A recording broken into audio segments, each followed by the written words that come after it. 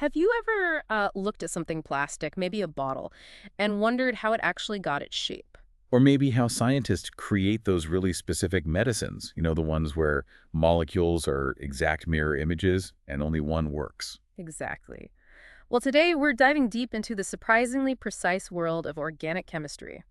We're focusing on a really foundational concept called addition reactions of alkenes. It sounds technical, but it connects to so much everyday stuff. Right, like many of us use materials like polystyrene every single day. Think of those rigid CD cases or that lightweight foam we often call styrofoam, even though that's technically a brand name for something else. Yeah, the blue insulation stuff is the real styrofoam, but both are polystyrene. And how are these complex materials actually built up from, well, simply building blocks? It all starts with a specific type of addition reaction. So our mission today is basically to give you a personal shortcut. We're distilling the most important concepts, the mechanisms, the strategies, pulling from great sources like David Klein's organic chemistry. We want you to grasp not just what happens in these reactions, but crucially, why it matters. And how you can apply this knowledge. So let's unpack this. Sounds good. So, okay, to start us off, get our bearings. What exactly are addition reactions of alkenes at the most basic level? Right. So at its core, an addition reaction involves taking an alkene that's a hydrocarbon with at least one carbon-carbon double bond. Okay. And you add two new groups across that double bond. When this happens, the pi bond, that's the weaker, more exposed part of the double bond, it breaks. That pi bond breaks. Exactly. And this breaking of the pi bond is precisely what makes alkenes so incredibly versatile. They're like reactive molecular canvases, you could say. Ready to connect with things. Yeah, they function as weak bases or nucleophiles, ready to form new connections. And when we say alkenes are versatile, we're not just talking about, stuff in the lab, right? They're kind of everywhere. Oh, absolutely. Alkenes are abundant in nature, and they're fundamental to industry. Think about the distinct smell of garlic. That's from allicin, yeah. Or the fragrance of roses from geraniol. Even the waxy coating on apple skins has an alkene, alpha-farnesene. Wow. And oranges. The citrusy scent of oranges. That's limon. And if you zoom out a bit, think about pheromones. Those chemical signals. Yeah, those powerful signals organisms use. Many contain double bonds, muscular, the housefly sex pheromone, or compounds used in agriculture, like the codling moth pheromone, to disrupt mating. Ah, so less toxic pest control. Exactly. Fascinating alternatives to traditional insecticides, all thanks to these specific chemical structures. So they're in nature, but also massively important in our everyday lives. Precisely. The chemical industry produces billions, literally billions of pounds of ethylene and propylene each year, usually from cracking petroleum. And those are the building blocks. The starting materials for crucial stuff like polyethylene, polypropylene, PVC, found in everything from plastic bags and containers to, pipes and window frames. Their reactivity is the backbone of modern materials. Now, we've talked before about how to make alkenes, often using elimination reactions. Is there like a fundamental link between elimination and these addition reactions? There's a very deep connection. Addition reactions are often the thermodynamic reverse of elimination reactions. Yeah. They exist in equilibrium. So it's a balance. It is, and that raises a really crucial question. What controls which way the reaction goes? What's the sort of master control knob? That's the secret here. Is it about temperature? It absolutely is. Temperature is key. Addition reactions are favored at lower temperatures, while elimination reactions tend to take over at high temperatures. Okay, why is that? Well, think thermodynamically. In an addition, you're breaking one pi bond and usually one sigma bond, but you're forming two new, typically stronger, sigma bonds. So energy is released, exothermic. Right, the enthalpy change, age, is usually negative. It's exothermic. Yeah. But you also have entropy to consider. The entropy term, T-day, works against addition. Because you're going from two molecules to one. Less disorder. Exactly. Two molecules combine into one, decreasing disorder, so Lilus is negative, making G's positive. At low temperatures, that favorable enthalpy term dominates. Addition wins. That crank up the heat. At higher temperatures, the T diathese gets bigger, the entropy term becomes more significant, and it starts favoring the reverse process elimination, where one molecule breaks into two, increasing disorder. Yeah. It's a really neat thermodynamic balancing act. That's a really elegant explanation. Okay, let's dive into some specific addition reactions then. How about we kick off with hydrophalogenation, adding H and a halogen like Cl, Br, or I? Good place to start.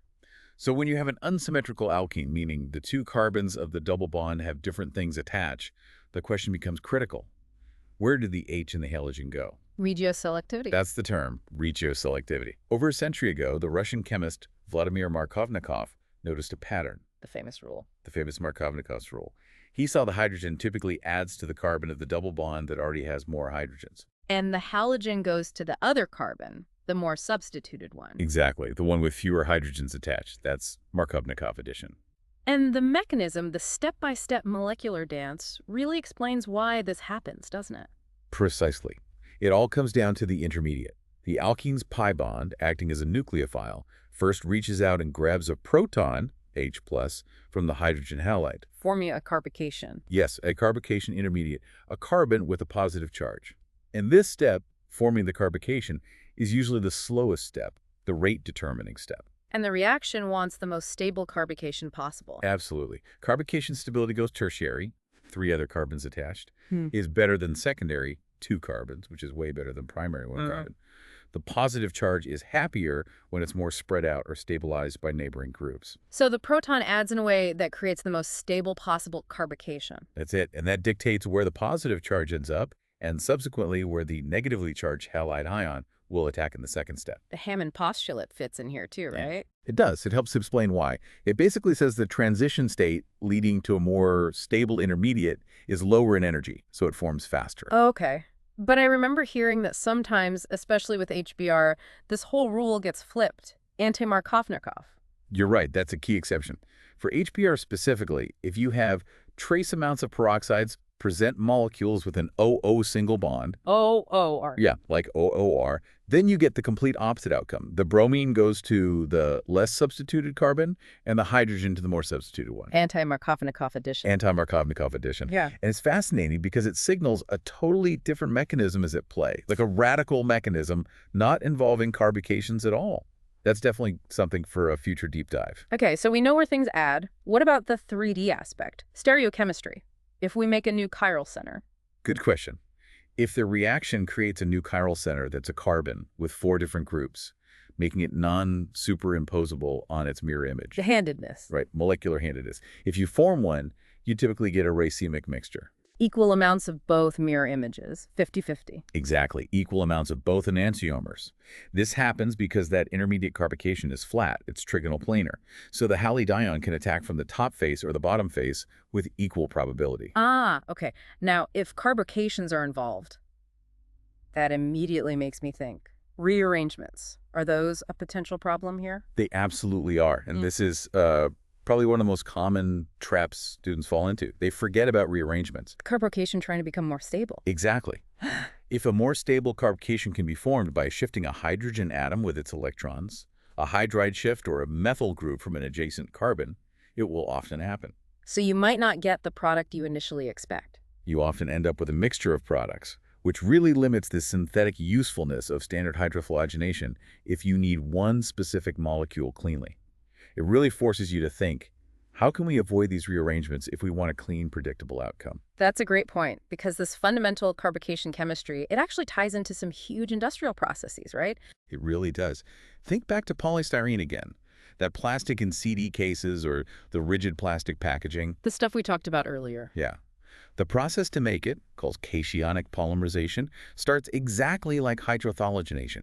An alkene gets protonated, forms a carbocation intermediate. Like a seed. Kind of like a reactive seed, yes. Yeah. That carbocation then keeps reacting with more and more alkene monomers, adding them on, building up this long polymer chain. And the foam version. The foamed version, polystyrene foam, accidentally discovered by Ray McIntyre at Dow Chemical, the story goes, is like 95% air. That's why it's so light and such a great insulator. The stuff we often mistakenly call styrofoam. So understanding these basic mechanisms, like carbocation stability and shifts, has massive implications for materials we use every day. Absolutely. Deep understanding unlocks real-world applications. Okay, speaking of adding groups, let's switch gears to adding water across a double bond.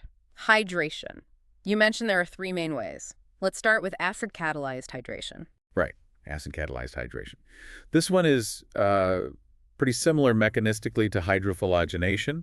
It's also a Markovnikov addition. So the OH group goes to the more substituted carbon.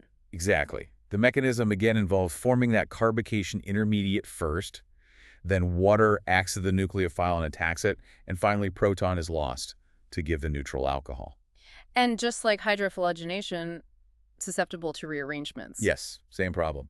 If rearrangements are possible, they'll likely happen, which can lead to product mixtures and limit its usefulness for clean synthesis. But didn't you say you can sort of control the reaction by playing with the water concentration? You absolutely can. This is a fantastic practical example of Le Chatelier's principle. Remember that addition and elimination are in equilibrium. Right, the temperature thing. Well, concentration matters too. If you use dilute sulfuric acid, meaning lots and lots of water, you push the equilibrium towards the addition product, the alcohol. Makes sense, adding more reactant on the water side. But if you use concentrated sulfuric acid, which has very little water, you actually favor the reverse reaction, elimination. You'll get the alkene back. So you can drive it forwards or backwards just by tweaking the conditions. Precisely. It shows how careful control over reaction conditions lets you dictate the product. Okay, so if those carbocation rearrangements are a real pain with simple acid-catalyzed hydration, how do chemists get a clean Markovnikov addition of water without worrying about those shifts? That's where a really useful reaction comes in. Oxymercuration, demercuration.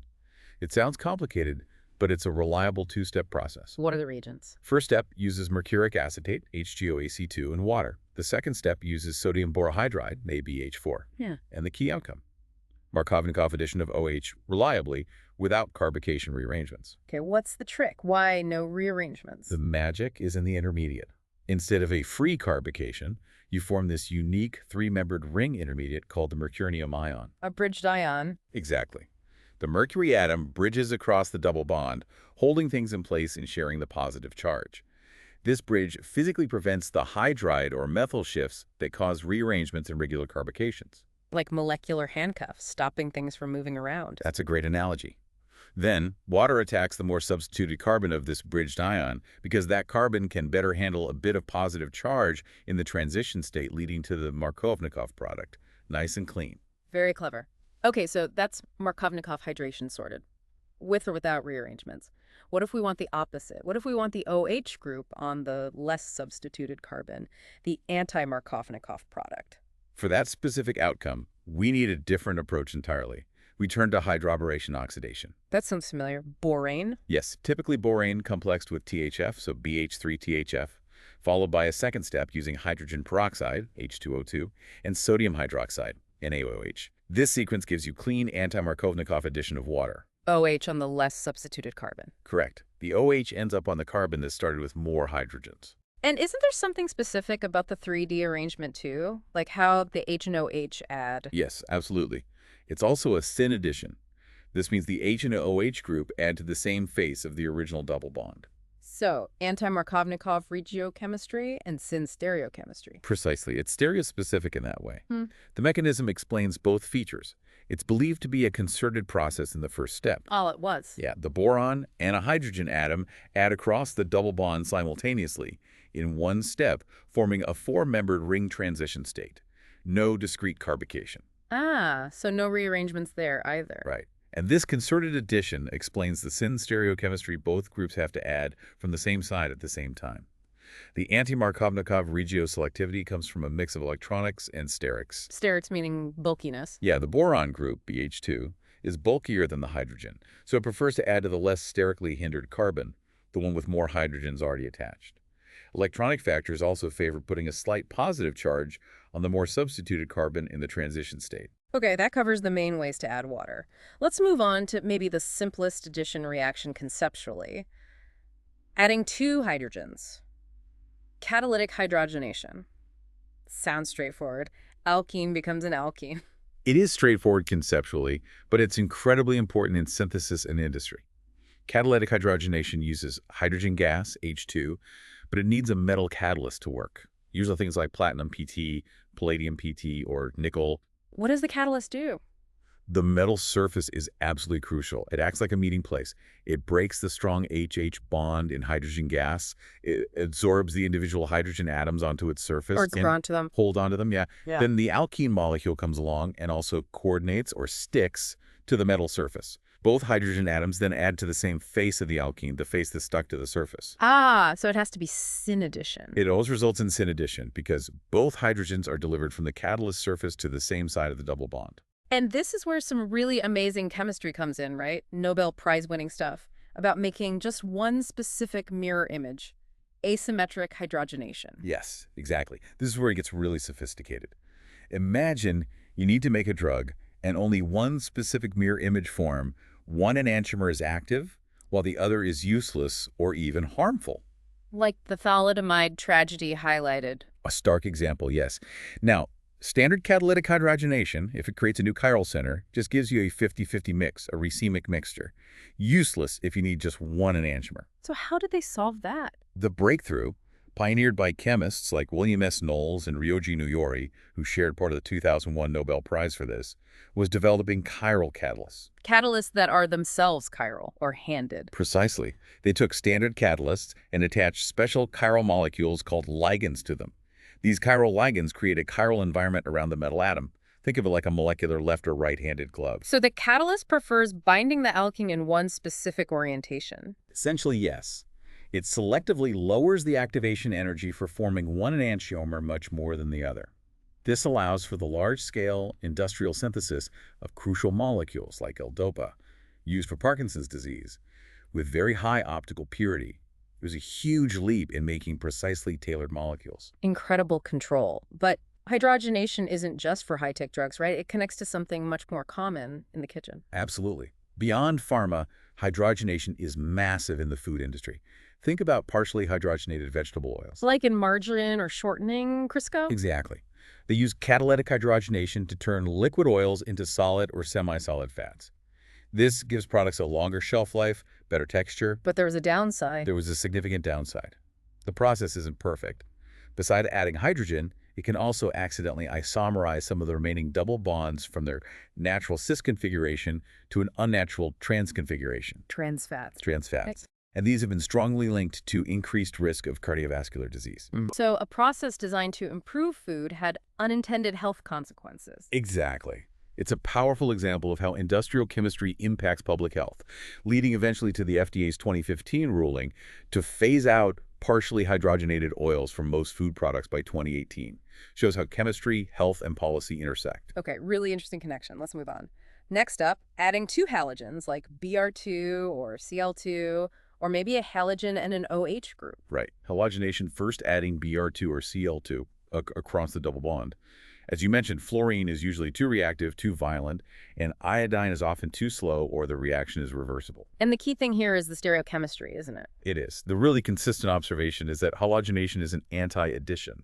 The two halogen atoms always end up on opposite sides or opposite faces of where the double bond used to be. Anti-addition. How does the mechanism explain that specific outcome? It again comes down to a special intermediate. The alkene attacks the Br2 or Cl2 molecule, but instead of forming a simple carbocation, it forms a bridged halonium ion. Like the mercurinium ion earlier, a three-membered ring. Very similar idea, yes. For bromine, it's called a bromonium ion. The bromine atom bridges across the two carbons of the former double bond, carrying a positive charge. Okay, so it's bridged. And then the second halogen atom, now acting as a nucleophile, like Br, attacks this bridged ion. But because the top face is blocked by the bridging bromine, It has to attack from the backside. exactly, it performs an SN2-like backside attack on one of the carbons in the ring.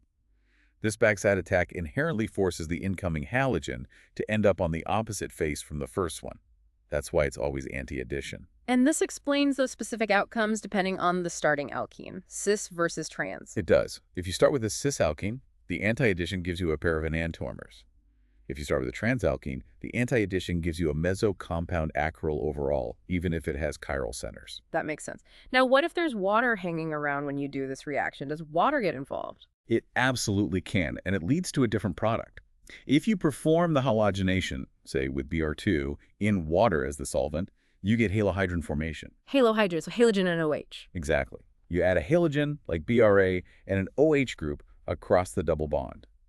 What happens is, after the bridged halonium ion forms, The bromonium ion. right, water, being the solvent and present in large excess, acts as the nucleophile instead of the bromide ion, Br. So water attacks the bridged ion. Yes, and importantly, it attacks the more substituted carbon of the bridged ion.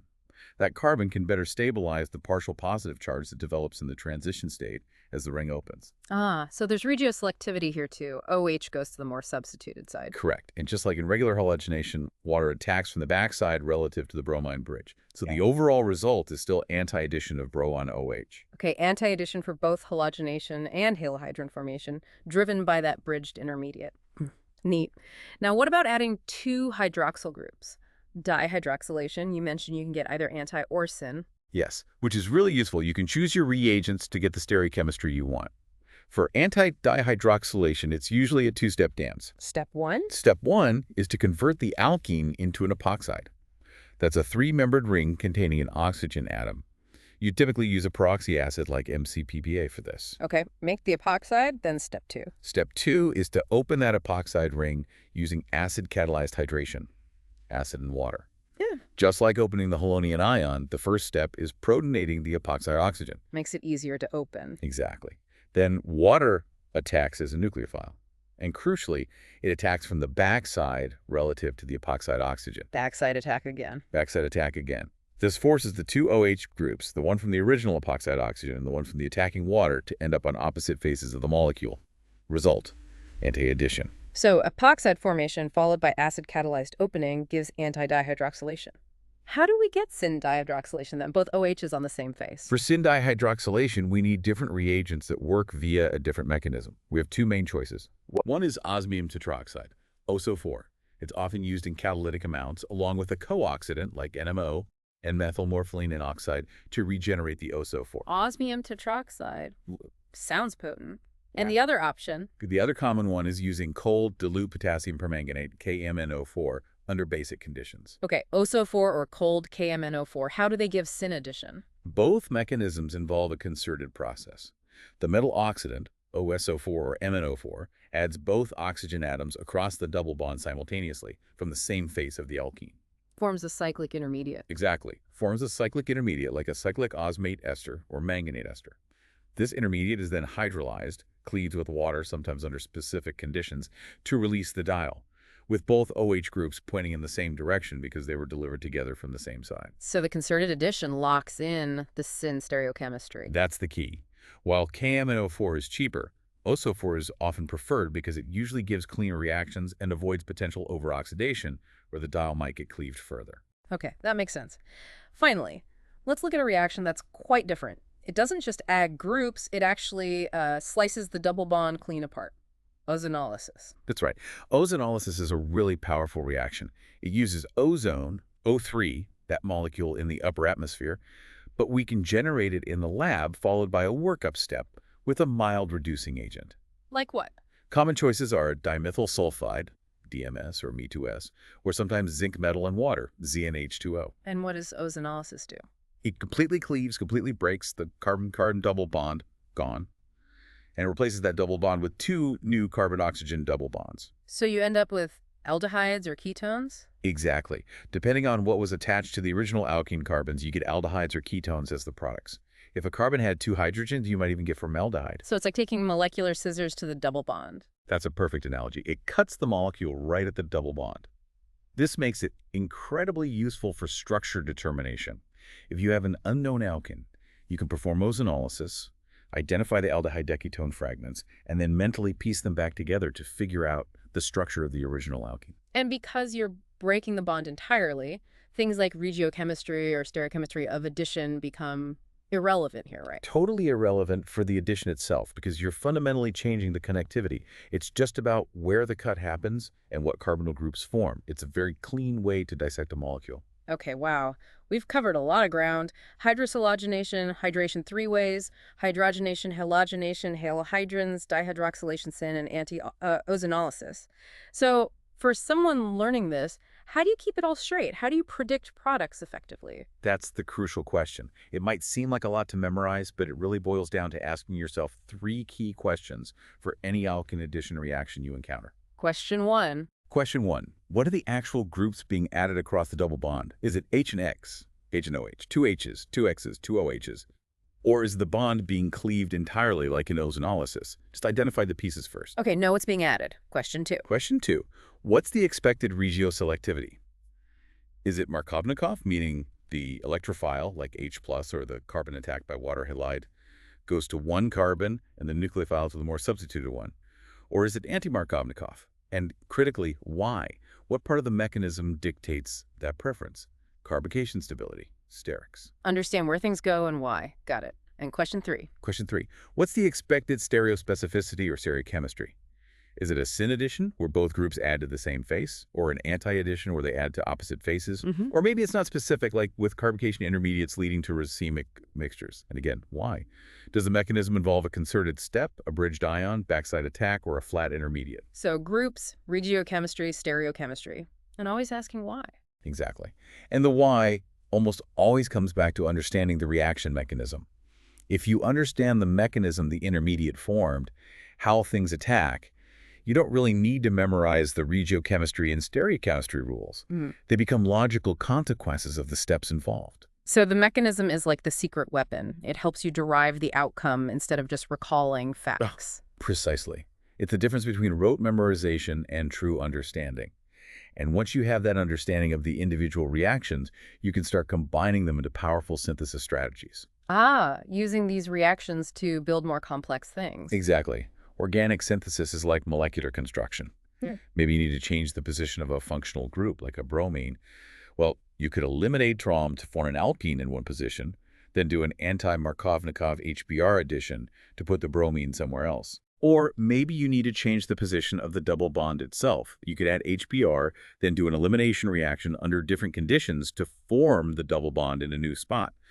The ability to control regioselectivity and stereoselectivity in each step gives chemists amazing power to build really complex molecules with incredible precision. Like designing a building, but at the molecular level. That's a fantastic way to put it. And that, my friend, is our deep dive into the truly fascinating world of alkene addition reactions.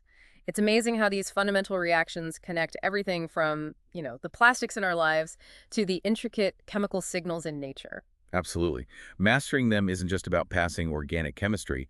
It's about gaining this incredible power to understand, predict, and even design the behavior of matter at its most fundamental level. The real beauty, I think, lies in that predictability and control you mentioned. Once you grasp the underlying principles, why carbocations do what they do, how bridged ions control the geometry, why temperature matters so much. You gain this genuine mastery over the transformations. It really is like learning the secret language of molecules. And once you know the language, you can start writing your own molecular stories. We really hope this deep dive has sparked some aha moments for you and given you a solid foundation for your organic chemistry journey. It's a field that constantly reveals the hidden elegance and order in the world all around us. So keep exploring, keep asking questions. And remember that every single reaction tells a story about how our molecular world works and increasingly how we can shape it. Well said. Thank you so much for joining us on this deep dive. Until next time, keep learning and keep being curious.